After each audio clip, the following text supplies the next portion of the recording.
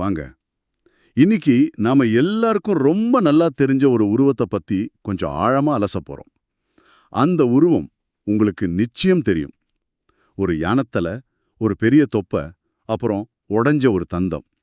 பார்த்த உடனே ஆமா இது இவர்தான்னு சொல்ற அளவுக்கு ரொம்ப பரிச்சயமான ஒரு தெய்வம். ஆனா இந்த உருவத்துக்கு பின்னாடி இருக்கிற கதை, அது நாம நினைக்கிற மாதிரி ஒரு மென்மையான குழந்தைங்களுக்கான கதை இல்ல. அதுல வன்முறை, உளவியல்னு நிறைய ஆழமான விஷயங்கள் இருக்கு. நிச்சயமா. சரி, இன்னைக்கு நாம எதை பத்தி ஆழமா பார்க்க போறோம்னா, இந்த வன்முறை எதுக்கு நடந்துச்சு, அந்த யானத்தலை எப்படி வந்துச்சு, எல்லாத்துக்கும் முன்னாடி இவரை ஏன் நாம வணங்கணும், இந்த கேள்விகளுக்கான பதில்களை தான் தேட போறோம். நிச்சயமா. இது வெறும் புராண கதை மட்டும் இல்ல. தனிப்பட்ட சுயம், அப்புறம் இந்த பிரம்மாண்டமான உணர்வு, அப்புறம் தடைகள், இது எல்லாத்துக்கும் நடுவுல நடக்கிற ஒரு பெரிய மோதலை பத்தின ஒரு குறியீட்டு பயணம்னு சொல்லலாம். ஆரம்பி. அப்போ கதை கைலாய மலையில தொடங்குது. பார்வதி தேவி அவங்க குளிக்க போறாங்க. அவங்களுக்கு கொஞ்சம் தனிமை தேவைப்படுது. ஆனா அவங்க கணவர் சிவனும் ஒரு தபஸ்வி. அவருக்கு இந்த மூடிய கதவுகள், சமூக எல்லைகள் மேல எல்லாம் பெரிய நம்பிக்கை கிடையாது. அவரு பாட்டுக்கு நேரா உள்ள நுழைஞ்சிட்றாரு. இங்கேதான் இங்கேதான் அந்த முதல் குறியீட்டு மோதலே ஆரம்பிக்குது. பார்வதி அவங்க பிரகிருதிய குறிக்கிறாங்க. பிரகிருதி அதாவது இந்த பருப்பொருள், இயற்கை, இந்த பௌதிக உலகம். பிரகிருதிக்கு எப்பவுமே ஒரு எல்லை, ஒரு வடிவம் தேவை. ஆனா சிவனோ புருஷன், அதாவது எல்லையே இல்லாத, நிபந்தனையே இல்லாத பிரபஞ்ச உணர்வு. அந்த உணர்வுக்கு எல்லைகள் கிடையாது. ஓ, அப்போ இது வெறும் வீட்டு பிரச்சனை இல்ல, ரெண்டு பெரிய தத்துவங்களுக்கு நடுவுல நடக்கிற மோதல் மாதிரி சொல்றீங்க. கரெக்ட், மிகச் சரியா சொன்னீங்க. இதனால கோபமான பார்வதி நந்திய வாசல்ல காவலனா நிக்க வைக்கிறாங்க. ஆனா அதுல ஒரு சிக்கல் இருக்கு. நந்தி சிவனோட வாகனம். சிவன் வந்ததும் நந்தி மரியாதையா வழிவிட்டு ஒதுங்கி நிக்கிறார். அப்பதான் பார்வதிக்கு ஒரு விஷயம் உரைக்குது. தனக்கு மட்டும் விசுவாசமா இருக்கிற ஒருத்தர் கூட இல்லையேன்னு. ஒரு பெரிய தனிமா அவங்களுக்குள்ள வருது. அந்த தனிமையும் ஏமாற்றமும் தான் கதைய அடுத்த கட்டத்துக்கு நகர்த்துது. அவங்க ஒரு முடிவெடுக்கிறாங்க. தன்னோட உடம்புல இருந்து சந்தன கலவையோ அல்லது அழுக்கையா எடுத்து அதுல இருந்து ஒரு அழகான பையனை உருவாக்குறாங்க. இதுல ஒரு ஆழமான அர்த்தம் இருக்கு இல்லையா? ஆமா, அவங்க தன்னோட தெய்வீக சக்தியையோ ஒளியையோ பயன்படுத்தல. தன்னோட உடம்புல இருக்கிற இந்த மண்ணுக்கான ஒரு பொருளையே பயன்படுத்துறாங்க. அதனால அந்த பையன் 100% அவங்களோட படைப்பு, அவங்களோட நீட்சி. அவனுக்கு உயிர் கொடுத்து யாரையும் உள்ள விடாதேன்னு ஒரே ஒரு கட்டளை மட்டும் சொல்றாங்க. அந்த பையனுக்கு சிவன் யாரு, தேவலோகத்தோட விதிகள் என்னன்னு எதுவுமே தெரியாது. அவனுக்கு தெரிஞ்சதெல்லாம் ஒன்னே ஒண்ணுதான், தன் தாயோட கட்டளை. சிவன் திரும்பி வரும்போது அந்த பையன் ஒரு தடியோட வழிய மறிச்சு நிக்கிறான். இந்த மோதல் இது வெறும் உடல் ரீதியான சண்டை கிடையாது. இது கொள்கைகளோட மோதல். அந்த பையன் தனிமனித அகங்காரத்தை, அதாவது அகங்காரத்தை குறிக்கிறான். அகங்காரம்? ஆமா. இது ஏன் இடம், இது ஏன் கதவு, இது ஏன் விதிங்கிற அந்த பிடிவாதம். அவன் அறியாமலேயே பிரபஞ்ச உணர்வோட ஓட்டத்தையே தடுத்து நிறுத்துறான். பார்வதியோட சக்தியால அந்த பையன் ரொம்ப பலசாலியா இருக்கான். சிவனோட கணங்களையே தோற்கடிச்சிடுறான். நிலைமை கைமீறி போகவும் சிவனுக்கு வேற வழியே தெரியல. தன்னோட சூலாயுதத்தை எடுத்து அந்த பையனோட தலைய வெட்டிடுறார். இது கேட்கவே ரொம்ப அதிர்ச்சியா இருக்கு. ஒரு அப்பா தம் பையனே தெரியாம தலைய வெட்டுறதுங்கிறது ரொம்ப கொடூரமான விஷயம். ஆமா, மேலோட்டமா பார்க்கும்போது அது கொடூரமா தான் தெரியும். ஆனா புராணங்களோட மொழியில தலைய துண்டிக்கிறதுங்கிறது ஒரு சக்தி வாய்ந்த உருவகம். அது அகங்காரத்திலிருந்து விடுதலை அடையறத குறிக்குது. நம்மளோட அடையாளம், பெருமை, நான் தனிங்கிற உணர்வு எல்லாமே நம்ம தலையில தான் இருக்கு. சிவன் அந்த பையனோட பூமிக்குரிய குறுகிய அகங்காரத்தை அழிக்கிறார். ஒரு நிமிஷம், அப்போ சிவன் அந்த பையனை கொல்லல, அவனுக்குள்ள இருந்த அந்த பிடிவாதமான நான் என்ற அடையாளத்தை தான் அழிக்கிறார். இது ஒரு வகையான மறுபிறப்பு மாதிரி இல்லையா? மிகச்சரியா சொன்னீங்க. அவன் இன்னும் பெரிய ஒரு சக்தியா மாறுறதுக்காக அவனோட அந்த சின்ன நாங்கிற தலையை இழக்க வேண்டியிருந்தது. ஆனா இத பாக்குற பார்வதிக்கு இது புரியல. அவங்க துக்கத்திலையும் கோபத்திலையும் ஆக்ரோஷமா மாறுறாங்க. என்னோட படைப்பை அழிச்சா நான் இந்த ஒட்டுமொத்த பிரபஞ்சத்தையும் அழிச்சிடுவேன்னு பிரளயத்தை உருவாக்க தொடங்குறாங்க. இந்த இடத்துல தான் தேவர்கள் எல்லாரும் பயந்து போய் ஒரு தீர்வை கேக்குறாங்க. சிவன் அந்த பையனுக்கு மறுபடியும் உயிர் கொடுக்கறதா வாக்கு கொடுக்கறார். ஆனா ஒரு பிரச்சனை, வெட்டப்பட்ட அந்த பழைய தலை எங்கேயோ காணாம போயிடுச்சு. அதனால சிவன் தன்னோட கணங்களை வடக்கு திசைக்கு அனுப்புறார். வடக்கு திசையில தலை வச்சு படுத்திருக்கிற முதல் உயிரோட தலையை எடுத்துட்டு வாங்கன்னு கட்டளையிடுறார். இங்க ஏன் குறிப்பா வடக்கு திசை? அதுல ஏதாவது முக்கியத்துவம் இருக்கா? நிச்சயமா இருக்கு. புராணங்கள்ல எதுவுமே தற்செயலா நடக்காது. யோக மரபுல வடக்கு திசைங்கிறது ஆன்மீக வளர்ச்சிக்கும் ஸ்திரத்தன்மைக்கும் உரிய திசை. பூமியோட காந்த புலத்தோட தொடர்புடைய திசை அது. ஓஹோ. சிவன் தட்சிணாமூர்த்தியா தெற்கு நோக்கி உட்கார்ந்திருப்பார். அவர்கிட்ட அந்த ஞானம் வாங்கணும்னா நீங்க வடக்கு நோக்கி தான் உட்காரணும். அப்படி அவங்க வடக்கு நோக்கி போனப்போ ஒரு யானைய பாக்குறாங்க. இப்போதான் கதையில பெரிய திருப்பம் வருது. ஒரு பையன் உடம்புல யானை தலையா? இது என்னகா சம்பந்தமே இல்லாம இருக்குன்னு தான் முதல்ல தோணும். ஆமா, அது சம்பந்தமில்லாம இருக்கணுங்கிறது தான் அதோட அழகே.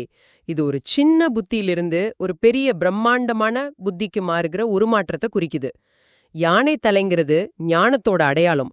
அதோட ஒவ்வொரு பாகத்துக்கும் ஒரு அர்த்தம் இருக்கு. அப்படியா? நான் இத்தனை நாள் அதை வெறும் உருவமா தான் பார்த்திருக்கேன். என்ன அர்த்தம் அதுல இருக்கு? அந்த பெரிய தலை பரந்த ஞானத்தை தாங்கிறதுக்கான தகுதியை குறிக்குது. சரி.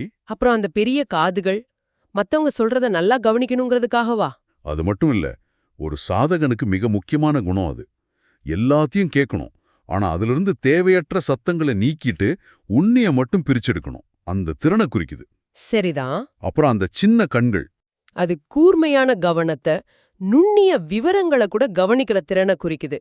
மனசு சிதறாம ஒருமுகப்படுத்துறது. சரி, காது கண்ணு எல்லாம் ஞானத்தோட கருவிகள்னு சொல்றீங்க. ஆனா அந்த தும்பிக்கை, அதுலதான் வலிமையும் நுட்பமும் ஒன்னா சேருது இல்லையா? அது எதை குறிக்குது? அதுதான் உச்சக்கட்டம்.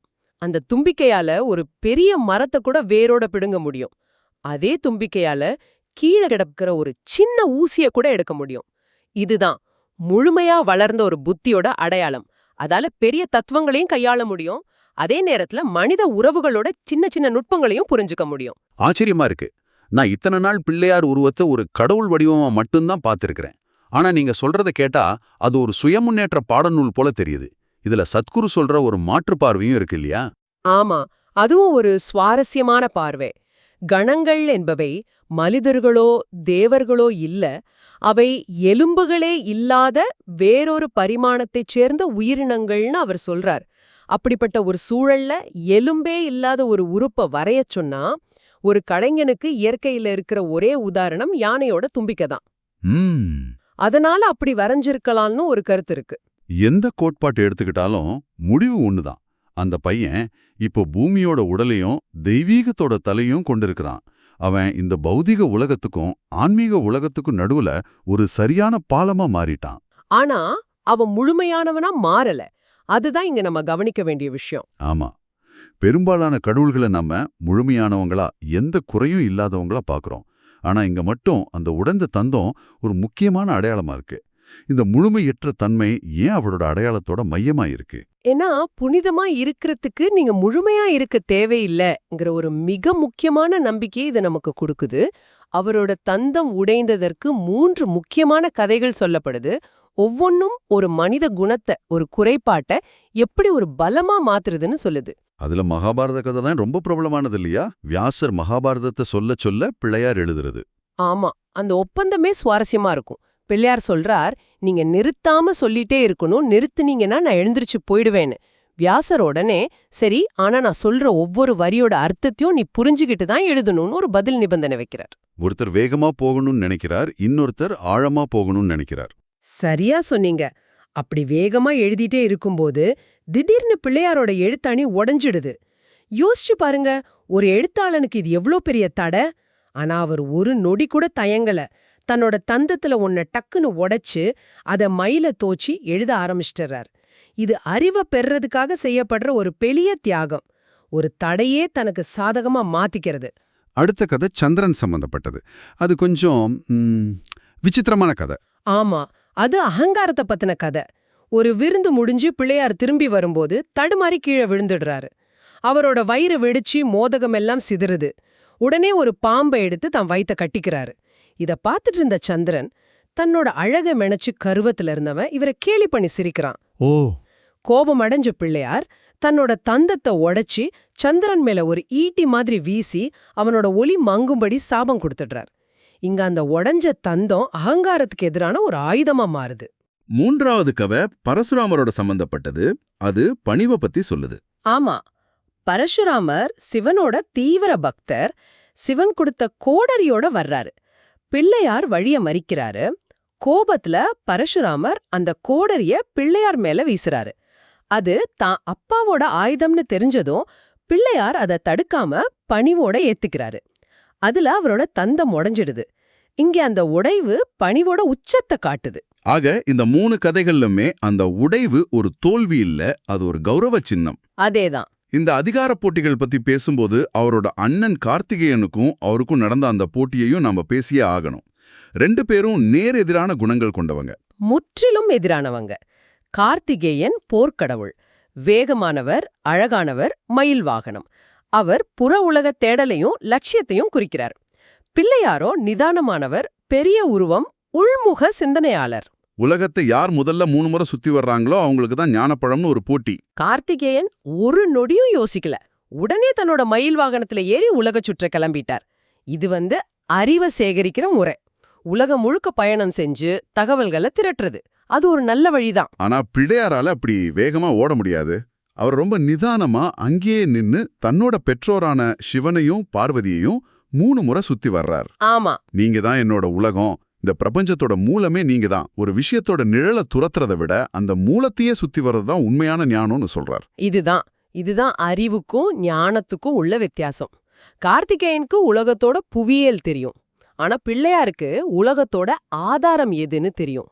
இது கடினமா உழைக்கிறத விட புத்திசாலித்தனமா பிரச்சனையோட மூலத்தை புரிஞ்சுக்கிறத பத்தினது. அதாவது கார்த்திகேயன் கூகுள் மேப்ஸ் மாதிரி உலகத்தையே சுத்தி வர்றாரு, ஆனா பிள்ளையார் அந்த சோர்ஸ் கோடே சுத்தி வர்றாரு.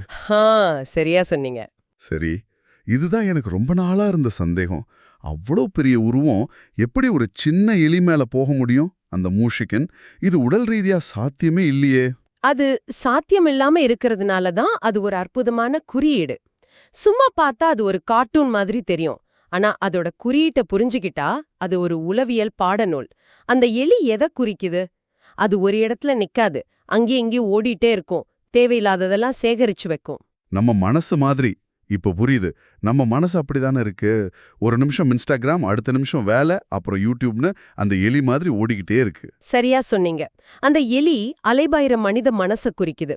குரங்கு மனம்னு சொல்ற மாதிரி இது எலி மனம். பிள்ளையார் அது மேல சவாரி செய்யறது புத்தி மனச கட்டுப்படுத்துறத காட்டுது. முக்கியமா கவனிக்க வேண்டியது, அவர் அந்த எலியை நசுக்கல, கொல்லல, அத வழிபடுத்துறாரு. ஆமா, சவாரி செஞ்சா என்ன ஆகும்னு யோசிங்க. அது பேரழிவா இருக்கும். நம்மளோட சின்ன சின்ன கவலைகளும் ஆசைகளும் நம்ம வாழ்க்கைய ஓட்ட ஆரம்பிச்சா எப்படி இருக்குமோ அப்படி. இதுதான் அவரோட முக்கிய பணிக்கும் நம்மள கூட்டிட்டு வருது. எந்த ஒரு பூஜைய, ஒரு நல்ல காரியத்தை ஆரம்பிக்கிறதுக்கு முன்னாடியும் பிள்ளையாரை ஏன் முதல்ல வணங்கணும்? ஏன்னா அவர் நுழைவாயில்ல நிக்கிறாரு. அவர் தடைகளை நீக்கிறவர் மட்டும் இல்ல, விக்னஹர்த்தா மட்டும் இல்ல, தேவைப்பட்டா தடைகளை உருவாக்குறவரும் அவரே. அதாவது அவரே வாசற்காப்போன். நீக்கிறவரும் அவர்தான், உருவாக்குறவரும் அவர்தான். ஆமா, நீங்க அகங்காரத்தோடையோ அவசரத்தோடையோ இல்ல பேராசையோடயோ ஒரு வேலையை ஆரம்பிச்சீங்கன்னா அவர் ஒரு தடைய உருவாக்குவார், உங்களை தடுமாற வைப்பார். அவரை முதல்ல வணங்குறதுங்கிறது ஒரு சடங்கு மட்டும் இல்ல, அது ஒரு உளவியல் ரீதியான நிறுத்தம். ஓ, உங்க அகங்காரத்தை கொஞ்சம் ஓரமா வச்சுட்டு இந்த வேலைய முடிக்க எனக்கு உதவி தேவைன்னு ஒரு பணிவோட ஒப்புக்கொள்ள வைக்கிற ஒரு செயல். அத நம்மள ஒரு நிமிஷம் நிதானப்படுத்தி கவனம் செலுத்த வைக்குது. மிக சரியா. ஒரு முறை சிவபெருமானே இந்த விதிய மறந்துட்டு ஒரு போருக்கு கிளம்பினப்போ அவரோட தேர் சக்கரம் உடைஞ்சு போனதா ஒரு கதையுண்டு. இந்த விதி கடவுளா இருந்தாலும் பொருந்தும். அடிப்படை விஷயங்களை சரியா செய்யாம அடுத்த கட்டத்துக்கு போக முடியாது. சரி, இதையெல்லாம் கேட்ட பிறகு நாளைக்கு ஒரு புது வேலையை ஆரம்பிக்க போற உங்களுக்கு இதிலிருந்து எடுத்துக்க வேண்டிய முக்கியமான பாடம் என்னன்னு நினைக்கிறீங்க? மிக முக்கியமான செய்தி அந்த உடைந்த தந்தத்தோட தத்துவம் தான். நாம ஒரு விஷயத்தை ஆரம்பிக்கிறதுக்கு முன்னாடி எல்லா வகையிலும் முழுமையா இருக்கணும்னு நினைக்கிறோம்.